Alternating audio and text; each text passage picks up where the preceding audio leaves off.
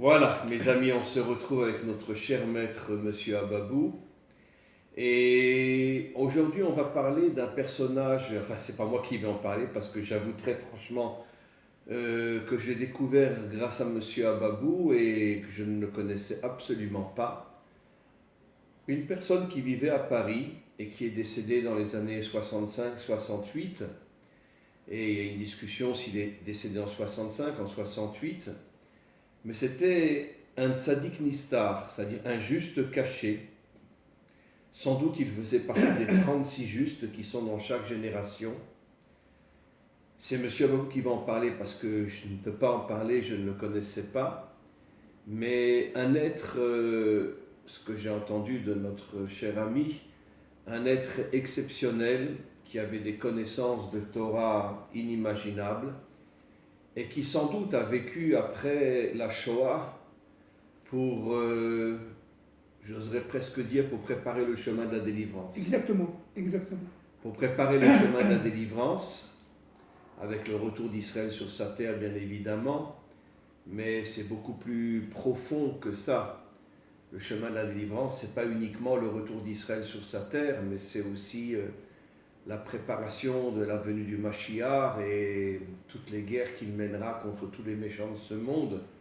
Comme je ne cesse de le dire dans mes cours, le Mashiach, ce n'est pas un saint, un ange avec une baguette magique, mais ça sera un véritable guerrier qui risquera sa vie chaque seconde pour nettoyer ce monde de tous les méchants qui sont dans ce monde. Et récupérer le monde, récupérer l'unité de ce monde, la fraternité, le respect, l'amour entre les hommes et l'amour entre les peuples. C'est ça la délivrance finalement. Donc, encore une fois, je vais tout de suite céder la parole à notre maître. Et j'espère, Be'ezrat Hashem, que on va dévoiler des choses, enfin, je sais pas, j'espère. Bon, ça c'est un Ashkenaz qui parle.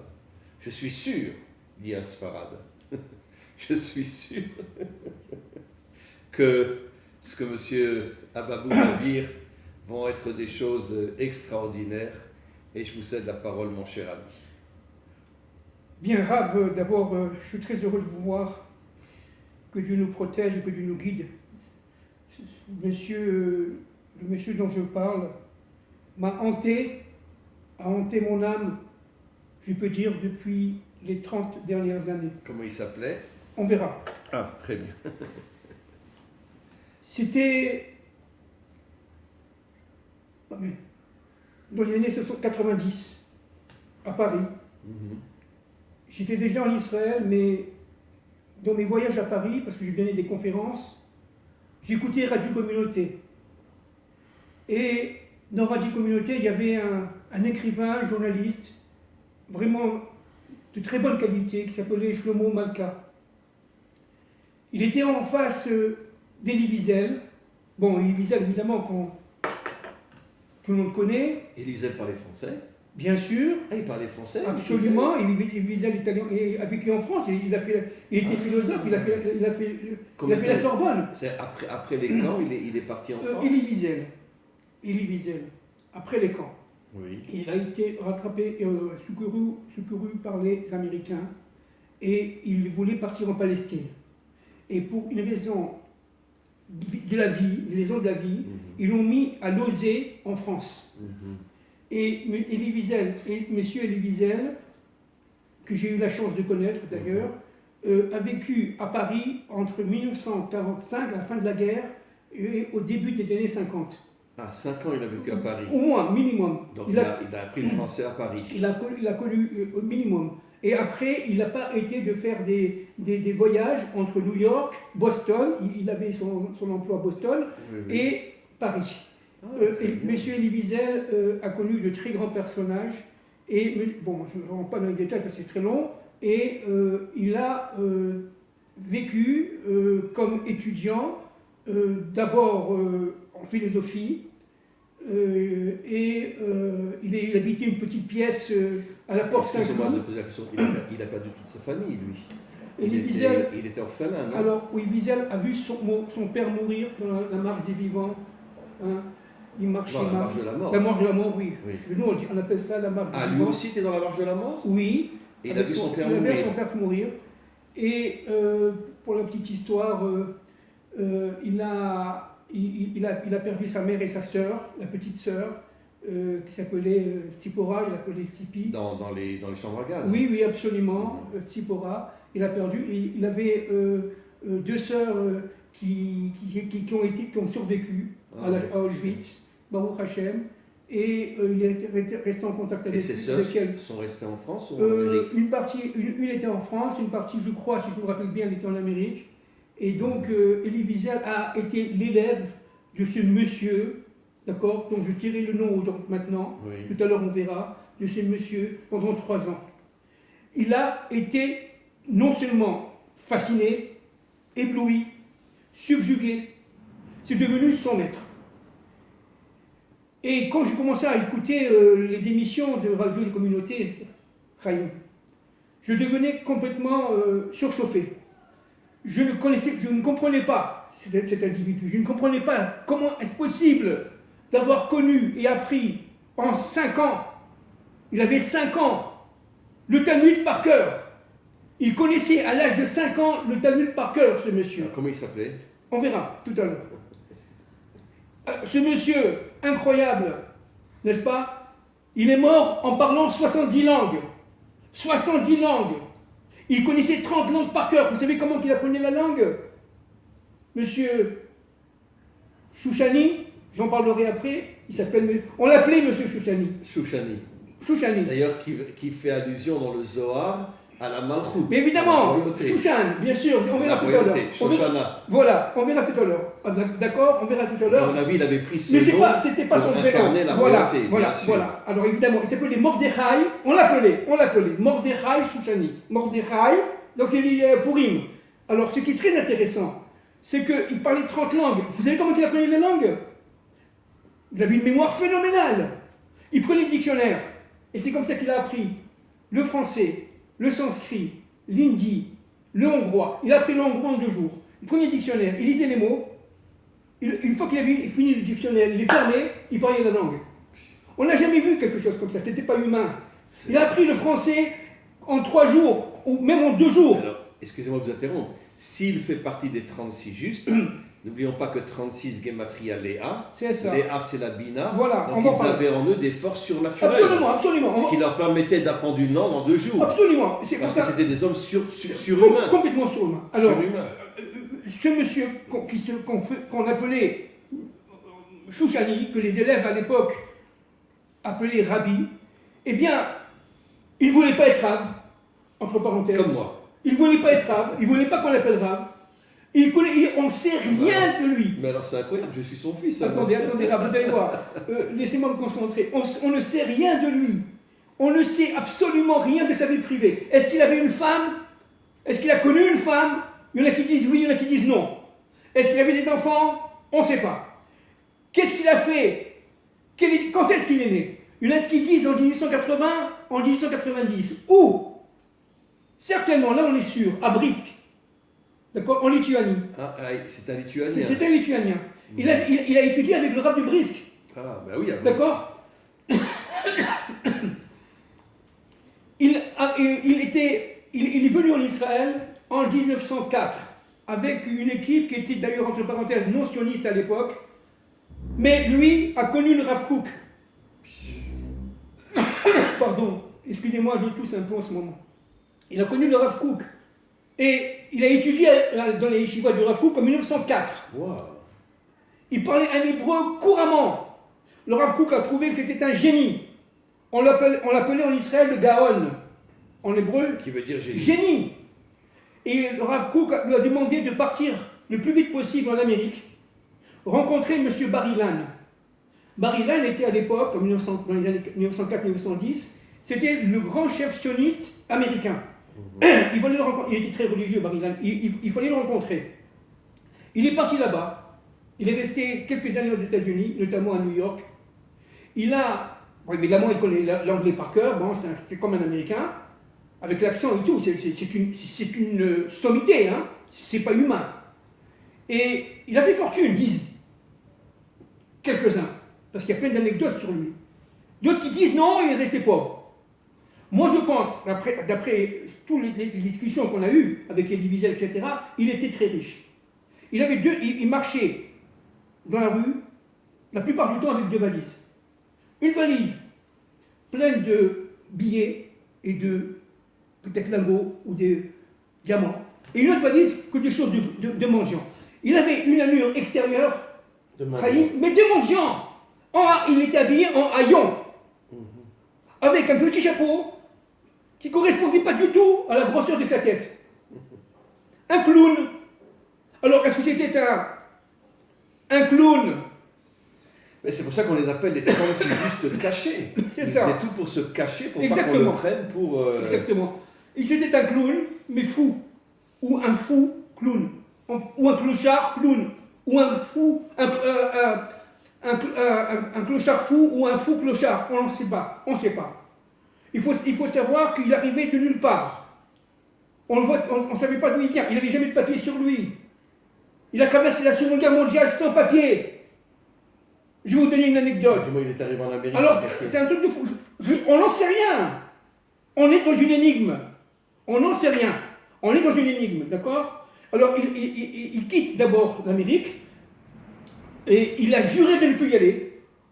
Il a juré de ne plus y aller en Amérique. Parce qu'il a tout compris. Et parce qu'il a tout compris. Il a juré de ne plus y aller. Attendez, en 1956 à peu près, Elie Wiesel se retrouve à New York, pour encore une fois une anecdote, et il lui écrit un mot, ou il lui téléphone, je ne sais plus, et il demande au Rav Shouchani de venir à New York, s'installer avec lui. On lui offre tout. On lui donne une maison, on lui donne un salaire mirobolant. Il y avait plein de juifs riches à l'époque, à New York. On lui donnait tout, rien qu'il vienne, on leur enseignait sa Torah. Il a refusé. Il a dit jamais. Je ne mettrai plus jamais les pieds en Amérique. On ne sait pas pourquoi. Nous, on sait. Oui, bien sûr. Mais à cette époque-là, on ne comprenait pas. Alors... Je viens de faire un cours où j'explique que les dirigeants américains, c'est eux, Gog, qui vont salir à l'Iran pour attaquer Israël. Alors, oui, alors on le sait. Alors, écoutez, c'est très important ce que je vais vous dire là. Personnage, donc, souvent repoussant. Il sentait des fois mauvais. Il sentait des fois mauvais. La femme de Manitou, un jour, nous a dit, il y a quelques années, il nous a dit qu'il était repoussant pour les femmes. Parce qu'il était mal habillé, il avait des chaussures dépareillées, il avait une cravate sans chemise. Mais qu'est-ce que c'est ce personnage? C'était un fou. Un vrai de vrai. Un vrai de vrai. Incroyable. Un pas déguisé. Incroyable. Et Elie Wiesel, il était jeune, il avait quel âge? 14 ans, 15 ans à l'époque, 14 ans, 15 ans. Il en avait peur. Il était subjugué, mais il en avait peur. Et donc, je vais commencer par juste le début de ce que disait Elie Wiesel, le juif errant. Il appelait le juif errant. Shouchani, il l'appelle le juif errant. Non. Elie Wiesel appelait Shouchani le juif errant. Le juif errant. Il ne voulait pas parler de clochard, etc. D'accord. Nous sommes à la page 119 du livre très ancien de M. Elie Wiesel, Le Chant des Morts, nouvelle, et aux éditions du Seuil. Je vais vous lire quelques paragraphes. Excusez-moi, aujourd'hui, je vais faire beaucoup de lectures parce que c'est immense. Shouchani est immense. Sans me référer à des lectures, on n'y arrivera pas. Personne ne connaissait son nom, ni son âge. C'est Elie Wiesel qui parle. Peut-être n'en avait-il point. Ce qui d'ordinaire définit un homme, ou du moins le situe, lui, il n'en voulait pas. Par son comportement, par son savoir, ses prises de position multiples, et toujours, regardez Rav, contradictoires. Vous voyez, Tiferet, toujours contradictoire. Tiferet, l'union des Voilà. Il prétendait incarner l'inconnu, l'incertitude.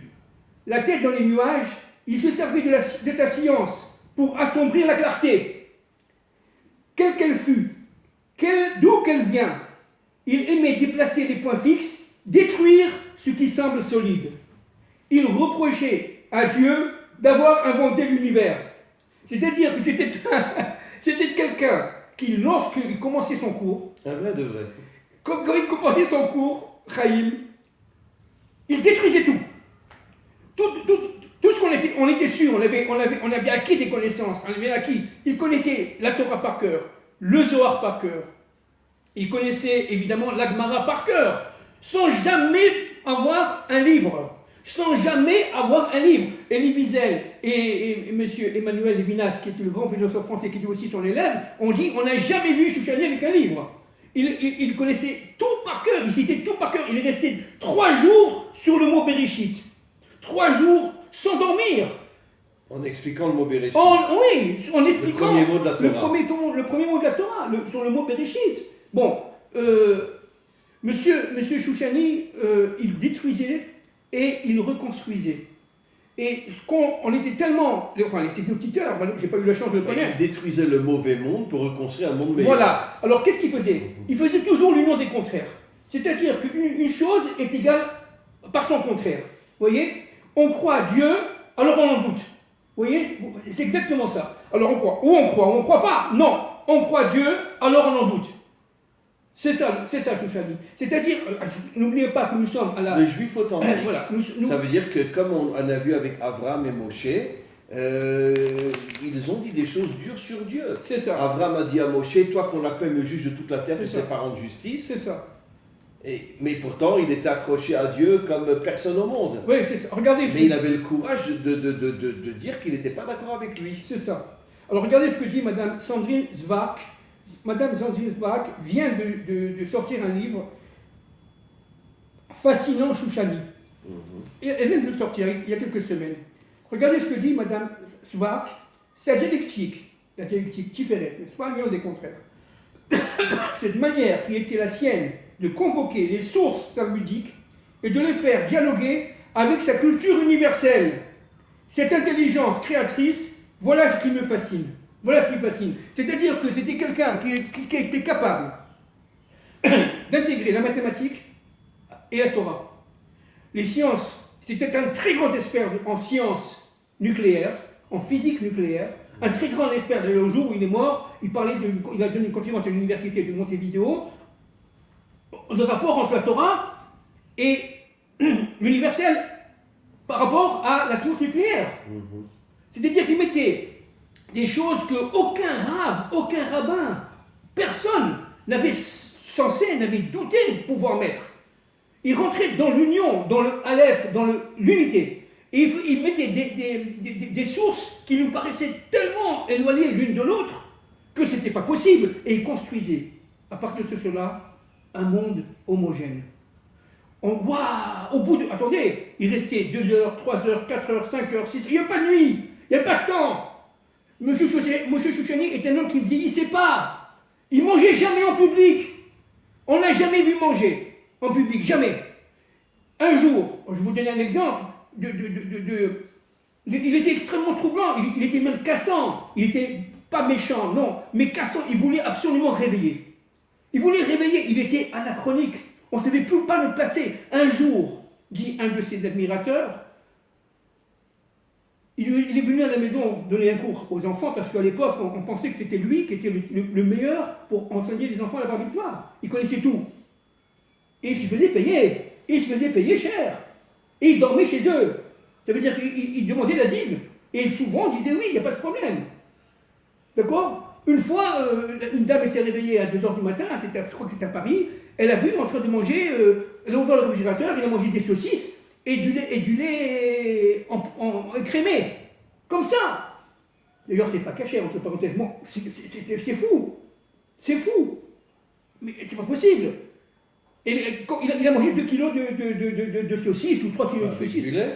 Et avec du lait, mais seulement, je pense qu'il prenait le lait avant, bon, enfin peu importe, je sais pas. Mais c'était ça, Chouchani.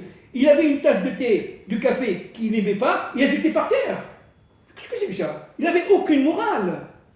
Morale, disons, une morale reconnue. C'était un juif authentique que nous avons perdu depuis des millénaires. Voilà. Un révolutionnaire. Exactement. Comme David. Exactement. Un révolutionnaire. Un combattant. Il était extrêmement sioniste. En 1910, il a participé à New York à la première réunion de Mizrahi. Mizrahi est un mouvement sioniste, religieux, américain qui est venu après s'installer en Israël, etc. Chouchani est venu en Israël en 1904, on l'a dit, avec le Rav Kook. Il a reconnu le Rav Kook. Il est revenu en Israël après l'Amérique, dans les années 30. Et il s'est installé dans des kibbutz de sionistes, au nord du pays, aux environs du Kinneret, de Tibériade, etc. Il est resté plusieurs années là-bas. Et chaque fois qu'il voyait des gens, il les rendait fous. Parce que d'où il vient ce bonhomme-là? Encore une fois, il connaissait 30 langues. Encore une fois, il n'avait pas de morale, collective. Il connaissait l'individu par cœur dès qu'il le voyait. Pas de morale judéo-chrétienne. Oui, c'est ça, exactement. Dès qu'il voyait quelqu'un, il les habillait, il le connaissait par cœur. Il disait voilà qui tu es toi. Maintenant tu vas m'écouter. Il le prenait comme ça par les épaules, il le ressecouait, par des enfants. Hein. Il se permettait comme ça, devant tout le monde, il le secouait. Il dit maintenant toi tu t'assois, je vais t'expliquer. Job, il est resté 1 jour et demi en parlant de Job. Parce que, regardez ce que dit Elie Wiesel. Il faut que je retrouve la page, si je peux retrouver la page, sur... je ne le retrouverai pas parce que je l'ai perdu là. Attendez. Sur Job. Il est resté 1 jour et demi sur Job, Rav. Et sur Job, il a parlé pendant donc des heures et des heures. Job et la Mishnah. Job et la science nucléaire. Job et les mathématiques. Quel rapport? Et les gens étaient comme ça. Les philosophes étaient comme ça. On parle de très grands bonhommes, comme monsieur Emmanuel Lévinas. Emmanuel Lévinas disait de Chouchani qu'il était aussi fort, mais peut-être même plus fort que Husserl, que le philosophe Husserl. C'était le plus grand philosophe de son temps. Il disait que Chouchani était le plus grand philosophe de son temps. Il connaissait tout. Je suis pas sûr. Ah, vous voulez une anecdote? Il connaissait le Coran par cœur. Il connaissait le Coran par cœur. On est en 1942. Anecdote. Vrai. Vérifié par des experts. Pas moi, des experts, mais vrai. Nous sommes en 1942. À Paris. Un officier nazi vient le voir. Il dit, toi tu es un youpin. Il dit, non, je suis un musulman. Ah, tu es un musulman, toi? Alors viens avec moi. Qu'est-ce que tu connais du Coran? Il parle arabe couramment, Chouchani, évidemment. Il commence à lui parler arabe. Elle ne comprenait rien. Il dit, je vais te chercher l'imam. Il est parti à la mosquée de Paris chercher l'imam. Il a porté l'imam avec ses militaires et ses pistolets, etc. Il a dit, va parler avec lui. Si il dit que tu n'es pas musulman, je te tue sur le champ. Il reste 3 heures avec l'imam en parlant du Coran. L'imam est resté blême, au bout de 3 heures, il dit c'est un très grand musulman. C'est un très grand musulman, on parle de Chouchani, très grand musulman. Vous voulez une autre anecdote sur Chouchani? Incroyable. Il était avec Elie Wiesel. Et il entend parler qu'un rave, à l'époque, chassid, Elie Wiesel était de la rabbanout de Vichnitz, et venait de l'Est, l'Europe de l'Est, pour visiter Paris et donner des brachot, etc. Il était dans un grand hôtel. M. Chouchani dit à Elie Wiesel, je veux le voir. 300 personnes, une queue de 300 personnes, lui mendiant, haillant, un chapeau issurte, quelque chose de fou. Qui c'est qui va le faire passer? Il a dit, bon, je veux le voir. Emmène-moi chez ce monsieur, chez ce rave. Il rentre, il va voir le chamage, celui qui s'occupe de faire rentrer les gens. Pas plus de 5 minutes par personne, d'accord? Pas plus de 5 minutes par personne. Il lui dit, je veux faire, monsieur veut rentrer voir le rave. Il dit, il y a la queue, il attendra. Le Chouchani s'énerve, il va le voir et il dit, écoute, si je ne rentre pas dans les 2 minutes, je te maudis. Le rave a eu peur. Il est parti chercher son... Et entre-temps, monsieur Chouchani, il prend une feuille du calepin de monsieur Elie Wiesel, il écrit 3 mots qu'Elie Wiesel n'a pas pu voir. Il dit, donne-lui ça au rave. Le rave sort complètement ahuri. Il lui dit, rentrez. Il reste 3h30 à parler avec le rave. Le rave a dit, je n'ai jamais vu un homme d'une culture aussi intense, et en plus, il comprend parfaitement ce qu'il dit.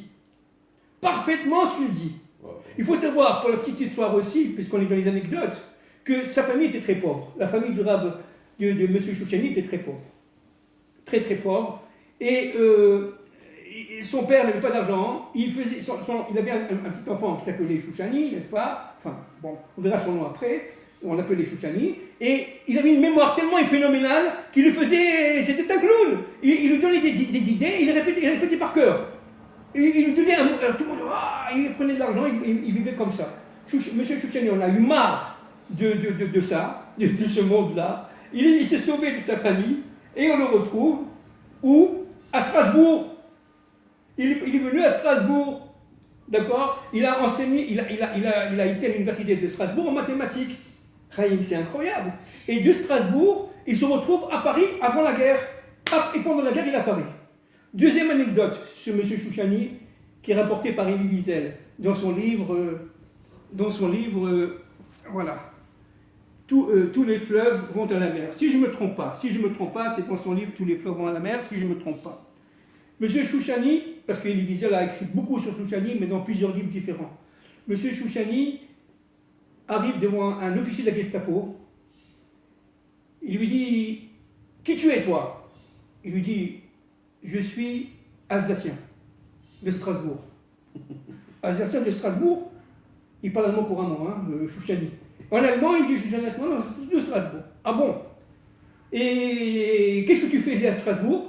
J'étais professeur d'université. Ah bon? Professeur d'université à Strasbourg? Oui? En quoi? En mathématiques. Ah oui, alors l'officier lui dit, je tombe bien, tu tombes bien. Moi aussi, j'étais dans le civil, professeur d'université de mathématiques en Allemagne. On va voir si c'est vrai. Si c'est pas vrai, je te descends. Il dit, vous savez quoi? Prenez votre arme. Tuez-moi. J'accepte. Tuez-moi. Si vous résolvez cette équation. Il lui donne une formule mathématique. Le bonhomme, il est resté comme ça. Il a libéré. Il a dit, mais vous me libérez complètement. On le retrouve en Suisse, sans papier, pendant la guerre. Il est passé, je ne sais pas par quel réseau, j'en sais rien. On n'en sait rien. Il est devenu copain du grand rabbin de Suisse. Nous sommes, de Genève, nous sommes pendant la guerre, la Seconde Guerre mondiale. Vous comprenez? Donc, Chouchani, c'est non seulement une énigme, c'est non seulement quelqu'un d'une culture incroyable, c'est quelqu'un qui bouleversait toutes les valeurs bien acquises, bien trucs, et qui rentrait dans Tiferet. Maintenant on va essayer de comprendre un peu le personnage, dans Tiferet, pour pouvoir tout simplement faire l'union entre la Malchut et la Bina. C'est ça. Entre le monde d'en haut et le monde d'en bas. Voilà. L'union des contraires. Voilà. Comme Yaakov qui a épousé Léa la Bina et Rachel la Malchut. Exactement. C'est pour ça qu'on l'appelait. C'est pour ça que Yaakov s'appelle Tiferet. Il est parti au Maroc. L'union des contraires. Il est parti au Maroc. Il est parti à Alger. Il est parti à Casablanca. On disait qu'il était séfarade. On disait qu'il était ashkénaze. Attendez, mais parce que c'est ça. Il avait un accent lituanien dans son hébreu. Tout le monde était sûr qu'il était, mais il n'a pas dit. Oui, je comprends. Il n'a pas dit. Il avait un visage. Mais un peu comme moi, quand on dit que je suis né à Oujda, au Maroc. On ne sait pas d'où il vient. Encore une fois, on le retrouve aux Indes. Il a fait plusieurs fois le tour du monde. Encore une fois, je ne sais pas, je ne l'ai pas connu. Je n'ai pas eu la chance de le connaître. Mais sans papier. Presque sans argent, je ne sais pas comment il a fait. Il a fait plusieurs fois le tour du monde. Et on le retrouve. Non, attendez, on le retrouve partout. On le retrouve partout. Il a eu des centaines et des centaines, des milliers d'élèves. Donc, qu'est-ce qu'il a fait? Pourquoi il nous a envoyé un individu comme ça, en pleine obscurité? C'est quoi cette lumière qui démolissait tout? Ganouz, la lumière cachée. Qui et attendez. Manitou avait l'école d'Orsay en 1946. Il a monté Orsay. Il a pris comme professeur. Parce que Manitou connaissait. Il a connu un an, M. Chouchani. Il a pris comme professeur. Il dit, on ne peut pas trouver un professeur aussi énorme que ça. Il connaissait tout. D'accord? Mais le problème, c'est qu'il montait... Alors, il était devant des élèves. Il montait quelque chose de fantastique, où il mettait à la fois les sciences profanes et les sciences, entre guillemets, religieuses. Il mélangeait évidemment, la Gemara, etc., avec la science physique et la science nucléaire, les mathématiques et la philosophie, etc., les élèves étaient époustouflés, entre parenthèses. Et le lendemain, ils détruisaient tout ce qu'il avait fait la veille. Les élèves ne comprenaient rien. Et après, mais ils étaient interloqués, hyper intéressés par ce qu'il disait. Ils ne voulaient pas le quitter. Lorsqu'on connaissait Chouchani, on avait du mal à le quitter. Alors il y en a qui disaient c'est Satan, il y en a qui disaient évidemment c'est au contraire un saint, c'est un envoyé d'Hachem. Il est arrivé après la Seconde Guerre mondiale, exactement, à Paris, à une époque où on était d'abord meurtri, mais en plus, on était sûr de nos propres vérités. Dieu envoie quelqu'un pour dire « mon œil ». Tu crois savoir, mais tu sais rien, disait Chouchani. Il n'avait pas peur. Tu sais rien, je veux te prouver que tu sais rien. Et il commençait un jour, regardez, quelque chose d'extraordinaire. Un jour, il était à Taverny. Taverny, c'était vous voyez, un château où on mettait les enfants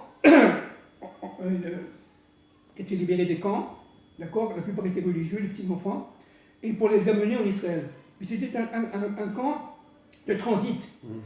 Et voilà que Chouchani arrive, toujours par hasard, il est là. Ah, le rabbi est là. Sale, en haillons, toujours la même valise, des chaussures dépareillées, en général un cravate qui sort comme ça, on ne sait pas d'où ça vient. Il arrive. Il dit comme ça.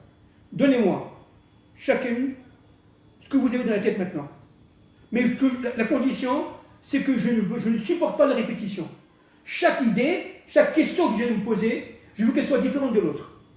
Alors ils ont posé des questions sur le Talmud, ils ont posé des questions sur même la philosophie, même pourquoi les Juifs ont souffert au Moyen-Âge. Ils ont posé plein de questions comme ça. Chouchani baisse les yeux et il reste 8 heures. 8 heures. À répondre à chaque question et au même moment, répondre à l'ensemble. Il répondait à l'ensemble et chacun voyait, exactement comme Moshe entre parenthèses, et chacun voyait la réponse à sa question. Les enfants étaient devenus fous, à vos souhaits. Ils ne voulaient plus sortir de Chouchani. Ils ont oublié de faire Arvit. Ils étaient très religieux. Ils ont passé la nuit sans sommeil. Ils n'étaient pas fatigués. Imaginez-vous, des enfants de quel âge 14, 15, 16, 17, 18 ans. Et Chouchani, quel âge il avait à cette époque-là? Il devait avoir, je ne sais pas, il faisait vieux. On ne savait pas l'âge, on ne connaît pas son âge. Il faisait vieux, on ne sait pas. On ne sait pas. Et donc, il restait comme ça, il ne voulait plus le quitter. Il ne voulait plus le quitter. Quand est-ce que vous venez, Rabbi? Ah, j'en sais rien. Je suis un homme libre.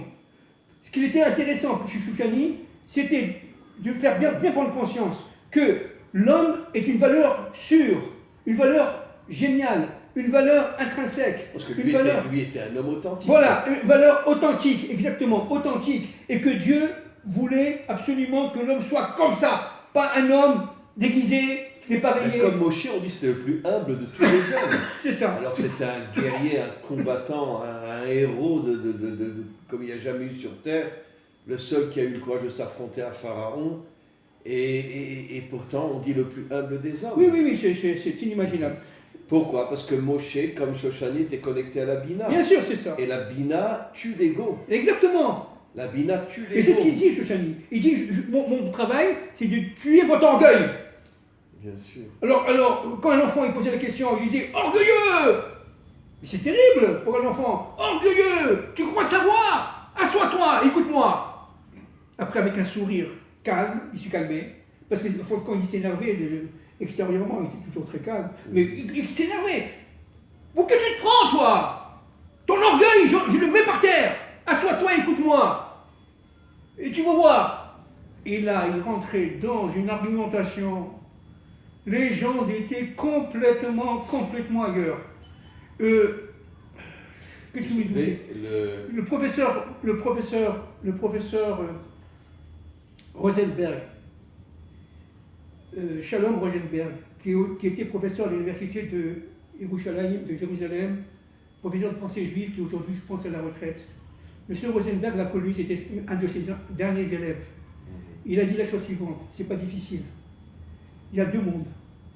Le monde où on connaît Shoushani et le monde où on ne connaît pas Shoushani. Point. Point.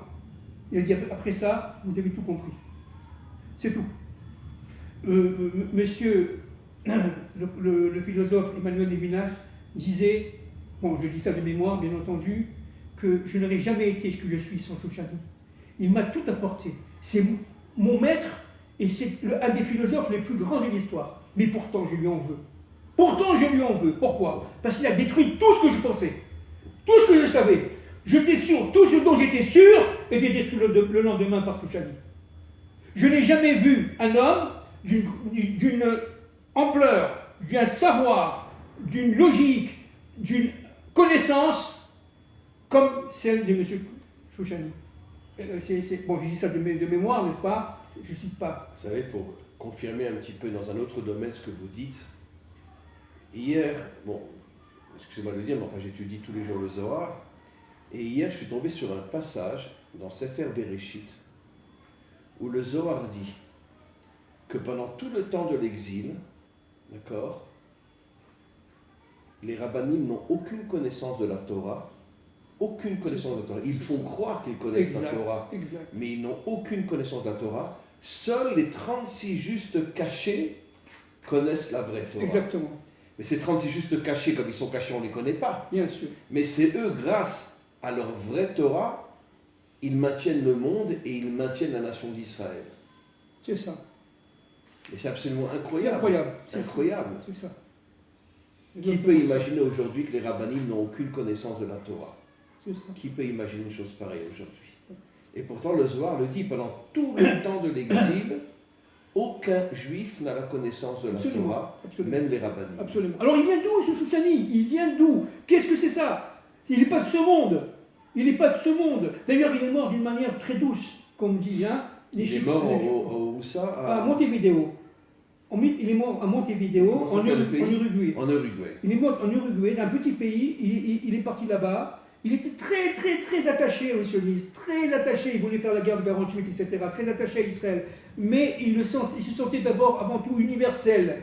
Et il ne voulait pas aller en Europe. Il ne voulait plus aller en Amérique. Il a dit, je vais aller dans un petit... Il avait des étudiants qui étaient uruguayens à l'époque. Alors, vous savez, excusez-moi de vous interrompre. Vous savez, j'ai dit dans un cours récemment, c'est marqué dans nos commentaires, que le Mashiach est né il y a 2000 ans. Mais en vérité, il ne se dévoilera qu'à la fin des 2000 ans. Absolument. Et il est dans chaque génération. Absolument. Peut-être que Shoushani était le Mashiach. Écoutez, moi ce que je pense, encore une fois... Shoushani était le Mashiach, alors attendez, qui a maintenu la génération. Voilà, alors moi je vais vous dire. Je vais vous dire ce que je pense, avant de faire une citation là, qui est très importante, je vais vous dire ce que je pense, après 30 ans de réflexion, et parce que je suis vraiment habité par le personnage, et je ne suis pas le seul, d'accord? Je ne suis pas le seul habité par ce personnage-là. Je pense que c'était Élie Hanavi de son temps, le prophète Élie. Je pense qu'il a apporté ce que la génération de l'époque avait absolument besoin. Quoi? Tiferet, le nom des contraires, pour pouvoir arriver à la malchoute. C'était un homme de la malchoute, c'était un homme de la matière. Shoushani veut dire la royauté. Mais bien sûr, c'était un homme de la matière. Il se baladait avec un sac, avec plein de poupées. On disait il est volé aux femmes. Mais pas. On disait que c'était un kleptomane. Pas du tout. C'est vrai qu'il rentrait chez les maisons, il dit ah ça m'intéresse. Ah ce vase m'intéresse. Ah puis il le mettait dans son demande d'autorisation. Pourquoi? Parce qu'il avait vu des codes. C'est-à-dire que tous ces produits étaient pleins d'informations. Une poupée cassée, une balle déchirée, quelque chose un bracelet défait. Tout ça, c'était une Torah. Mais pour lui, il ne dévoilait jamais, dans le contenu de ses valises. Une fois, Elie Wiesel a vu la valise un peu ouverte parce que Shoushani voulait dormir chez lui. Il a oublié de fermer la vue. Il a vu des diamants. Et il a vu aussi une autre valise avec plein de poupées déchirées, des poux de tichons, de chiffons, etc. Mais qu'est-ce que c'est ça? C'était des codes. Rav, c'était des codes. Il était vraiment dans la matière, il était vraiment dans le monde de la matière, et des poupées, des chiffons et des chaussures. Il adorait les chaussures. Pourquoi les chaussures? Yaakov. Un hébreu authentique qui est à la fois en haut et en bas. Yaakov. La chaussure, c'est le sol de la chaussure. C'était véritablement Yaakov qui était lié à Tiferet. Il adorait les chaussures, je vous l'ai dit. Il téléphonait à Manitou à 6h du matin, sans prévenir. Je suis au métro tel, viens me monter une paire de chaussures. Il était 5h30 du matin, 6h du matin, le premier métro. Manitou, il était encore le Zichrono Livracha endormi, il ne comprenait pas. Il arrivait, c'était son maître, il est devenu fou. Je vais besoin d'une paire de chaussures, apporte-moi ta paire de chaussures. C'était ça, c'est-à-dire qu'il vivait en dehors du temps, en dehors de l'espace, en dehors des valeurs sociales bien admises. Et n'oublions pas que nous étions à Paris, où tout est carré, tout le monde cartésien. Il cassait tout. Toutes les valeurs qu'on pensait, les valeurs ancestrales judéo-chrétiennes, elles étaient mises à bas. C'est incroyable à regarder. Regardez, Rav, quelque chose que je vais lire, peut-être pour conclure, commencer la conclusion. Donc je disais que Chouchani, un jour, est arrivé, je l'ai dit tout à l'heure, devant des élèves, avec Elie Wiesel, à Taverny. Et il disait, posez-moi les questions.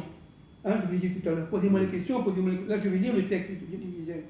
Posez-moi les questions, je vais vous répondre. Regardez comment Elie Wiesel, Zichrono Livracha, décrit la scène. Voici une suggestion, poursuivit M. Chouchani, avec sérieux. Que chacun de vous, il parlait aux élèves, m'indique le sujet qui lui tient à cœur. Je les traiterai tous en bloc. Seulement une condition. Faites en sorte que les thèmes ne se ressemblent pas. J'ai horreur de perdre mon temps. J'ai horreur de la répétition. Ce jeu rhétorique devint une expérience absolument inoubliable. La Bible, le Midrash, le Zohar, il connaissait le Zohar par cœur, hein, attention, dès l'âge de 10 ans. Hein. Les questions fusaient de toutes parts, certaines pour pousser l'épreuve jusqu'à l'absurde, l'interroger sur la politique internationale, sur la bombe atomique, et même sur la superstition au Moyen-Âge. Le conférencier ne prenait point de notes, les paupières baissées. Il attendait que chacun eût joué, eût posé la question. Puis, sans faire un mouvement, sans remarque préliminaire, il s'attaqua de front au sujet et discourut sur chacun en particulier et sur tous ensemble en même temps. Sa voix sonnait rauque et désagréable, mais personne ne s'en apercevait. Envoûté, nous l'écoutions, le cerveau enflammé, retenant notre souffle, transformé, transporté dans un univers singulier où être et objet arrachaient leur voile. Il était dans le émettre, il était dans le émettre. Où tout, dans la vérité. Dans la vérité, où tout se tenait et tendait vers un absolu, n'importe lequel, où par la force de la pensée, de la nuance aussi, l'homme se découvrait le pouvoir et l'obligation de dissiper le chaos qui précède et souvent suit toute création, etc., etc. C'est-à-dire que on ne pouvait pas sortir indemne après avoir entendu Chouchani. Moi, j'ai eu cette petite impression, dans ma vie, c'est pour ça que je suis très touché par Chouchani. Quand j'ai connu très, très, très profondément et très proche, de manière très proche, mon maître, M. Ashkenazi, Manitou. Manitou avait aussi un peu de Chouchani. C'est-à-dire qu'il nous remettait en cause complètement le vécu philosophique de Paris, le vécu philosophique des universités françaises ou scientifiques, etc. Il le mettait dans la Torah. Quand on sortait du cours de M. Manitou, du Rav Ashkenazi, on était un autre. Là aussi c'est pareil. Je peux dire que celui qui a connu Manitou n'est plus le même avant qu'après. C'est pas possible.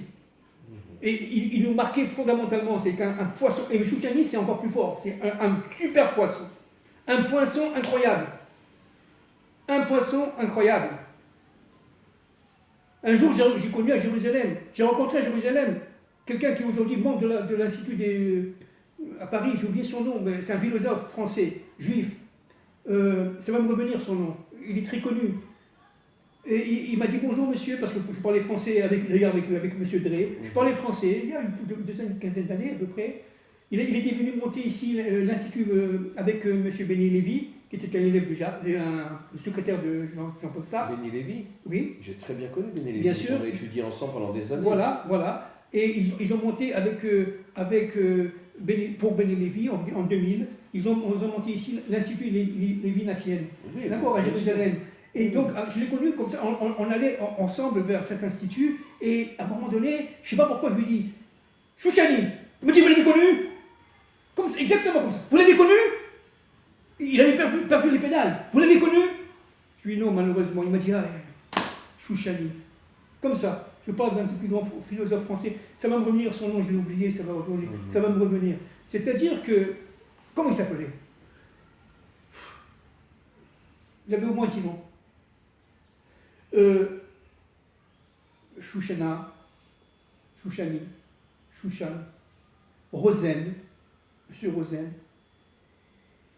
On a trouvé à la Yeshiva du Rav Kook, il n'y a pas longtemps, quelques années, une petite photo qui représentait exactement le visage de Monsieur Chouchani. En tournant la photo, on voit son nom. Hillel Perlman. Hillel Perlman. Ashkenaz, de folie. Et on pense que c'est ça son vrai nom. Monsieur Perlman, Monsieur Elie Wiesel connaissait son nom. Il n'a jamais dit voilà, parce qu'il a juré à Monsieur Chouchani de ne jamais le dire. Mais on l'a trouvé d'une manière tout à fait incroyable, dans un bureau, donc à la Yeshiva, cette photo. Il s'appellerait Hillel Perlman. Et cette famille Perlman, qui était extrêmement pauvre, très très religieuse, etc., a sorti tout simplement un génie, un fou génie. Alors, on peut dire énormément, on peut rester des heures et des heures sur ce génie, mais on a quelques minutes. Quelques minutes. Voilà, grave. Écoutez, c'était vraiment une intervention extraordinaire. Et ça serait bien peut-être de présenter ce livre. Dans ce livre-là, il parle de Shoshani? Oui. Alors présentez-le, ce livre-là s'appelle... Alors ce livre-là s'appelle Le chant des morts, nouvelle, édition du Seuil, de M. Elie Wiesel. Bon, c'est un vieux livre. Hein, mais il parle de Shoshani dans ce livre. livre-là. Oui, il est sorti en 1965. Il est sorti en 1965. Il ne parle pas que de Shoshani, mais il appelle, ici le chapitre s'appelle Le Juif errant. Le Juif errant. Hein? Et il y a une bonne cinquantaine de pages sur Chouchani. Il ne cite jamais le nom de Chouchani. Parce que, dans ce livre, d'accord, dont j'ai évidemment, depuis 30 ans que je suis là-dedans, hein, dans ses mémoires d'Elie Wiesel, tous les fleuves vont à la mer, il en parle énormément de Chouchani, voilà, Elie Wiesel, tous les fleuves vont à la mer, mémoire aux éditions du Seuil. Monsieur Elie Wiesel était complètement relié au Seuil, parce que les éditions du Seuil ont été les premiers et les seuls à l'époque, notamment dans ses premiers livres, à avoir accepté, après la Seconde Guerre mondiale, de parler de la Shoah.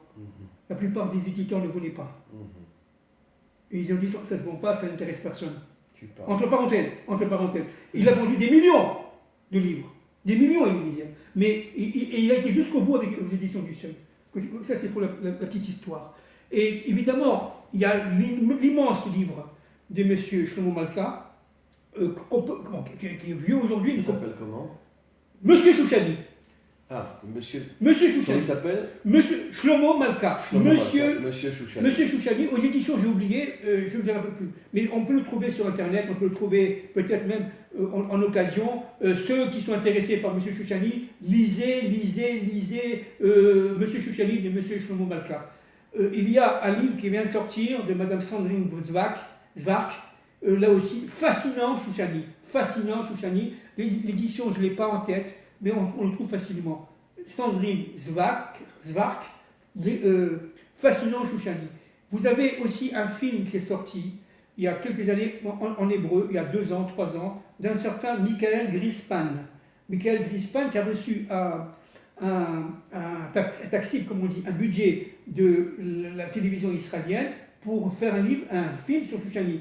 Monsieur Grispan a fait un film absolument superbe. Malheureusement, je ne l'ai pas vu, je n'ai pas eu l'occasion de le voir, mais ce qu'on m'a dit, c'est un film à voir absolument sur Chouchani. D'accord. Bon, il y a énormément d'anecdotes. Alors, est-ce que Chouchani a écrit des livres? Pas du tout. On n'a rien sur Chouchani. Chouchani, et c'était un homme d'oral.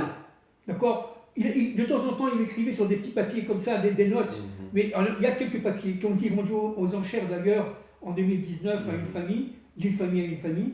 Je crois que quelques-uns ont été remis à la Bibliothèque nationale d'Israël. Je suis sûr de moi, mais je n'ai pas été les voir. Mais c'est absolument illisible, parce qu'il y en a qui disent que c'est écrit en hébreu, il y en a qui disent que c'est écrit en araméen, il parlait l'araméen par cœur, hein, évidemment. Il y en a qui disent que c'est écrit en yiddish, il parlait yiddish par cœur, évidemment. Je ne sais pas si on se rend compte, allemand, yiddish, français, anglais, anglais américain, anglais d'Angleterre, espagnol complètement, arabe, n'en parlons pas, mais attendez, c'est fou, c'est pas humain, c'est pas humain. Et ce qui est extraordinaire, c'est qu'il était au niveau du prix Nobel en mathématiques, il était au prix Nobel au niveau en physique nucléaire. Je ne sais pas s'ils s'en rendent compte. Je répète, il est décédé à un moment donné où il a donné son cours sur la physique nucléaire et la Torah. Sa tête tombe comme ça sur l'épaule d'une jeune fille. C'est tout. Et son cœur s'est arrêté de battre. C'est tout. Voilà comment est mort Chouchani. Il était en train de parler, c'était un vendredi juste avant Shabbat, n'est-ce pas? Il était en train de parler, il était survolté de folie parce qu'il faisait le rapport entre la bombe atomique et la Torah. Avec les événements qu'on vit aujourd'hui, regardez comme il était en avance. Et sa tête tombe comme ça sur une étudiante. Voilà, c'est tout. Voilà. Merci beaucoup pour cette intervention magnifique. Et on se retrouve la semaine prochaine. Merci beaucoup. Merci.